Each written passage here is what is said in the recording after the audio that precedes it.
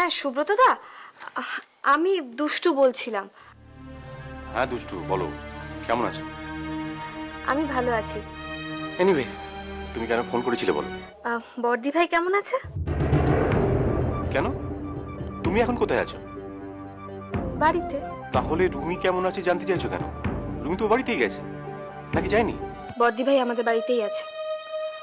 তোমাদের মধ্যে কি হয়েছে আমাকে একটু বলবে প্লিজ? না, কি আর হবে, কিছুই হয়নি। বর্দি ভাই এতদিন এ বাড়িতে রয়েছে, অথচ তুমি একটাও ফোন করনি। এরকম কি আগে কখনো হয়েছে? বরের সঙ্গে ঝামেলা করে এসে কেউ কি ভালো থাকতে পারে সুব্রতদা? এক হাতে তালি বাজে না দুষ্টু। দেখা হোক, আমি তোমাকে সব বলবো। ঠিক আছে, তাহলে এখন রাখি। ওকে, রাখো। তুমি আমাকে যেভাবে রাখবে আমি আমি সেভাবে সুখে থাকবো। ও হ্যাঁ, পরশুদিন সরস্বতী পুজো, মনে আছে? তাই তো, পরশুদিন বাড়িতে সরস্বতী পুজো দেখে কোনো উচ্চবাচ্য নেই। শোনো, তুমি বলবে যে এবারে সরস্বতী পুজোর পুরো খরচাটা তুমি দিচ্ছ। পুরো খরচা আমি দেব? হ্যাঁ তুমি।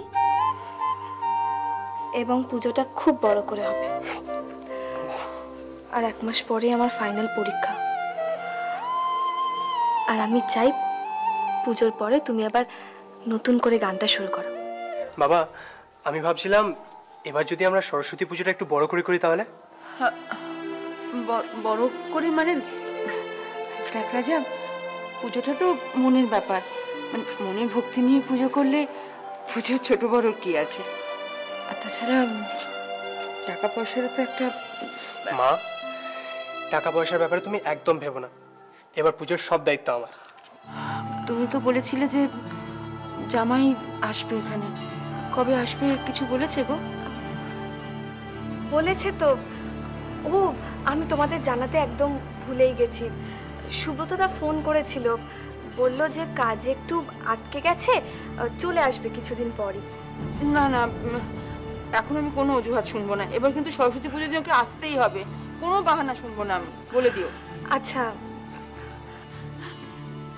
মা, তোমার জামাই বোধহয় সরস্বতী পুজোর দিনও আসতে পারবে না। না বর্দি ভাই, সুব্রতদা সরস্বতী পুজোর দিনই আসবে।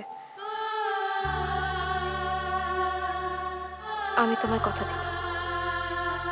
Congratulations! Now you have made a team. এই বাড়িতে নিজের অধিকার বজায় রাখার জন্য তুমি চাকর বাকরদেরকে নিয়ে একটা দল বানিয়ে ফেলেছো। অ্যাকচুয়ালি শোনো মা, তোমার বোধহয় যেন ক্লাসটাই এরকম। হয়তো তুমি কোনো এরকম লো ক্লাসে বিলং করতে, তাই এত সহজে এরকম লোকেদের সাথে ভাব জমিয়ে ফেলো। কেন এই সম্পত্তির প্রতি তোমার এত লোভ? হ্যাঁ, যাও যাও, যেখানে তোমার দু চোখ যায় চলে যাও। গো প্লিজ, প্লিজ আমাদের মুক্তি দাও, রিকোয়েস্ট করছি।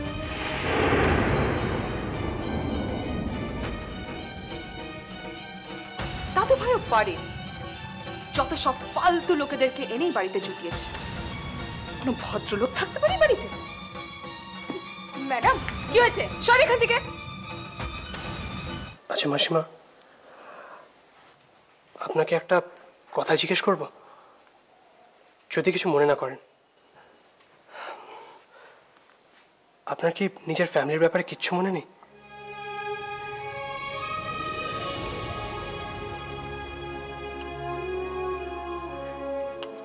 কিছু একটা যদি বলতে পারতেন, একটা হিন্টু যদি দিতে পারতেন, বিশ্বাস করুন আমি যেখান থেকে হোক ওদের খুঁজে বের করতাম। আপনাকে বাড়িতে যেভাবে অপমান সহ্য করতে হয় কেন জানি না, আমি কিছুতেই সেটা মেনে নিতে পারি না সোনামা।